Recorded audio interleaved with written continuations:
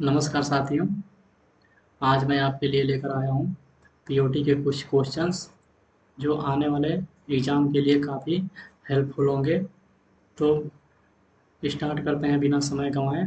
तो आज का पहला क्वेश्चन, क्लासिकल कंडीशनिंग सिद्धांत में क्या शामिल है?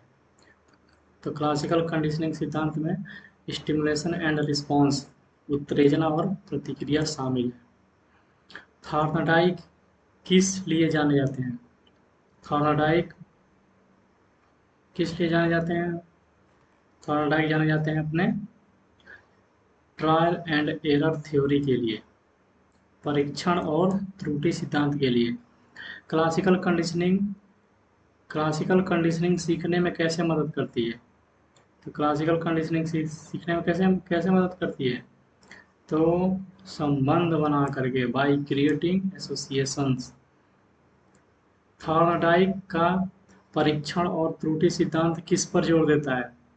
थॉर्नडाइक का परीक्षण और त्रुटि सिद्धांत किस पर जोर देता है? तो ये देता है क्रमिक सीखना, ग्रेजुअल ग्रेजुअल लर्निंग। किसी संगठन में एक अद्वितीय नौकरी पाने वाले कार्यों के समूह के लिए क्या शब्द है? यह है जॉब रोल, नौकरी की भूमिका। नेक्स्ट, किस प्रकार के सीखने के परिणाम व्यापार के लिए विशिष्ट है और छात्रों द्वारा प्राप्त किए जाने योग्य होने चाहिए? यह विशिष्ट शिक्षण परिणाम। पाठ्यक्रम क्या है? बताइए भाई, पाठ्यक्रम क्या है? द लिस्ट ऑफ टॉपिक, विषयों की सूची ही तो पाठ्यक्रम कहलाता है। नेक्स्ट, व्यापार प्रशिक्षण उद्देश्यों के लिए किन कारकों पर विचार किया जाता है? ये है नीड, टाइम, फैसिलिटीज। पाठ्यक्रम शब्द का अर्थ क्या है? पाठ्यक्रम शब्द का अर्थ क्या है? तो ये प्रस्तावित अध्ययन का पाठ्यक्रम।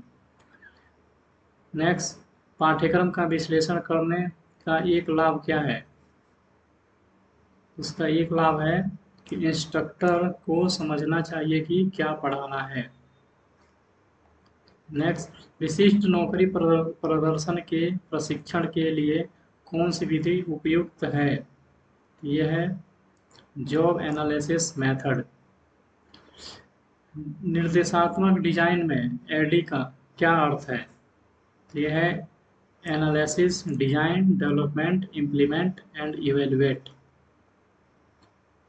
एडी के किस चरण में निर्देशात्मक समस्याओं को स्पष्ट करना शामिल है? ये एनालिसिस फेज में। एडी के किस चरण में क्या बनाया जाता है? यह है हमारा कोर्स कंटेंट, सामग्री, पाठ्यक्रम सामग्री में।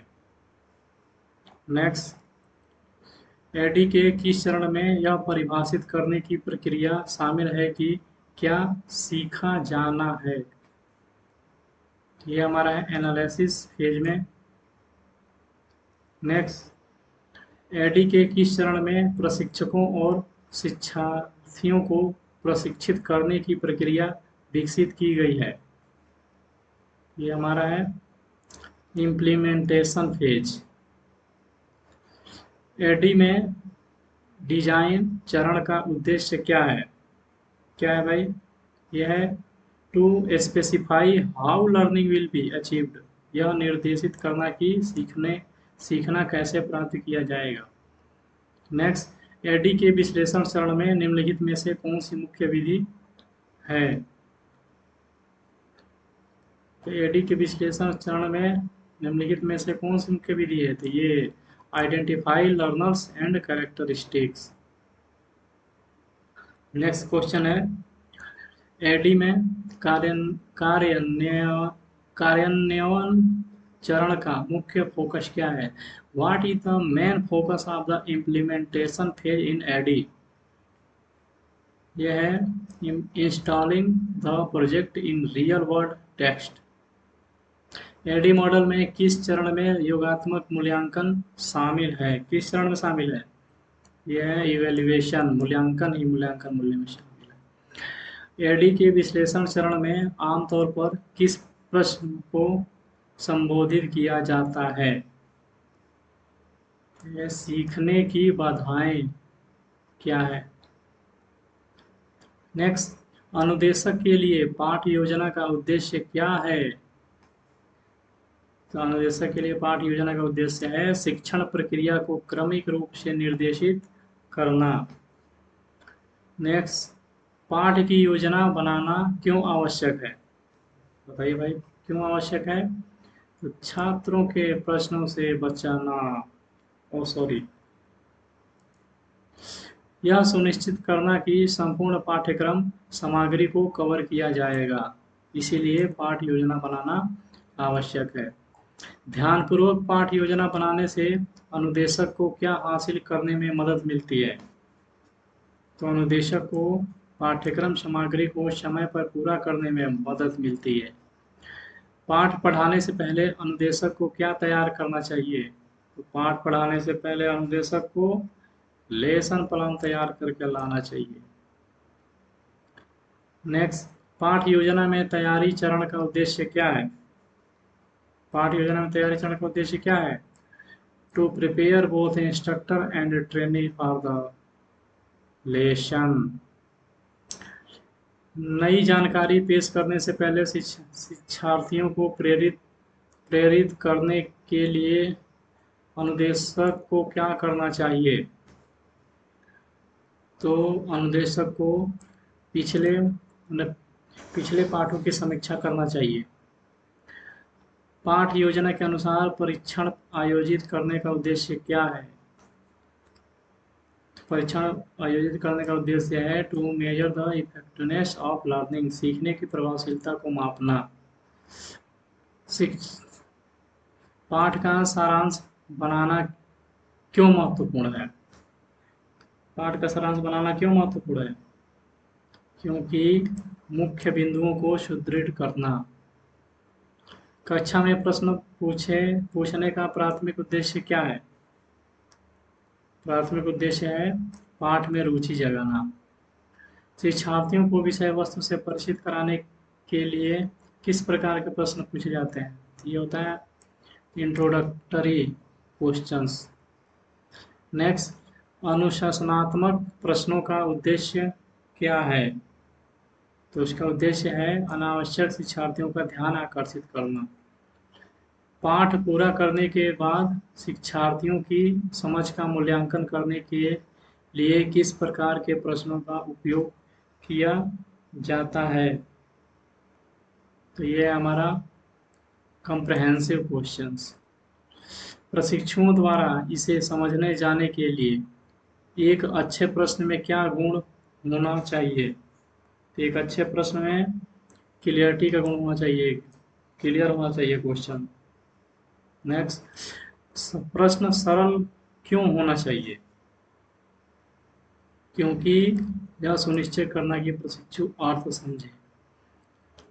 नेक्स्ट, किस चरण में परीक्षण प्रश्न या परीक्षा प्रश्न पूछना शामिल है?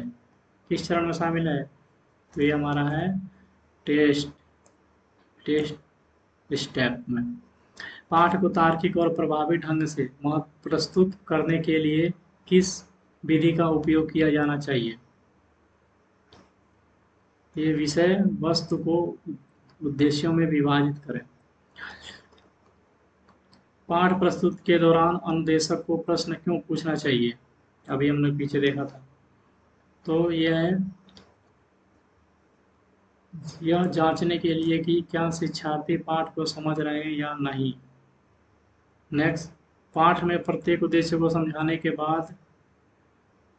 बाद क्या किया जाना चाहिए? समझाने के बाद समझ की जांच करने के लिए प्रश्न पूछना चाहिए।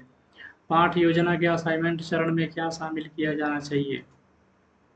क्या शामिल किया जाना चाहिए? तो पाठ के बारे में व्यापक प्रश्न। निर्देशात्मक उद्देश्यों में क्या वर्णन होना चाहिए? निर्देशात्मक उद्देश्यों में स्किल एंड नॉलेज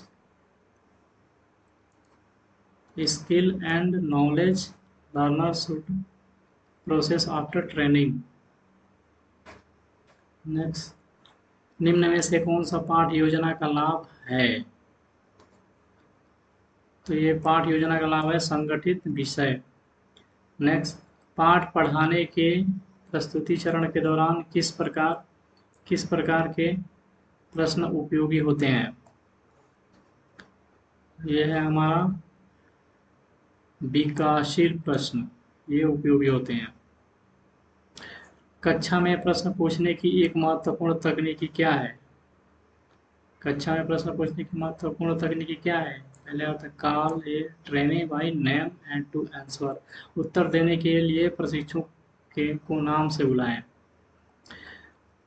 पाठ योजना समय बचाने में कैसे मदद करती है? पाठ योजना समय बचाने में कैसे मदद करती है? तो केवल आवश्यक सामग्री पढ़ाकर। शिक्षण में प्रदर्शन का उद्देश्य क्या है? शिक्षण में प्रदर्शन का उद्देश्य है कौशल शिक्षण की क्षमता बढ़ाने के लिए। प्रदर्शन योजना में कौन सा चरण सबसे पहले आता है? तो सबसे पहले आता है सबसे पहले आता है प्रिपरेशन, तैयारी। कौशल शिक्षण चक्र में क्या शामिल है? तो इसमें शामिल है preparation, presentation, imitation and practice. Next, सूक्ष्म शिक्षण मुख्य रूप से किस पर ध्यान केंद्रित करता है? सूक्ष्म शिक्षण मुख्य रूप से एक समय, one skill eight one time. सूक्ष्म शिक्षण का कौन सा सिद्धांत फीडबैक के महत्व पर जोर देता है? ये हमारा गया इस तत्काल प्रतिक्रिया। तो आपने देखा ये 50 क्वेश्चन हमारे शामिल थे इसमें, और हम ऐसे ही आगे भी नई वीडियो लाते रहेंगे। तब तक के लिए धन्यवाद।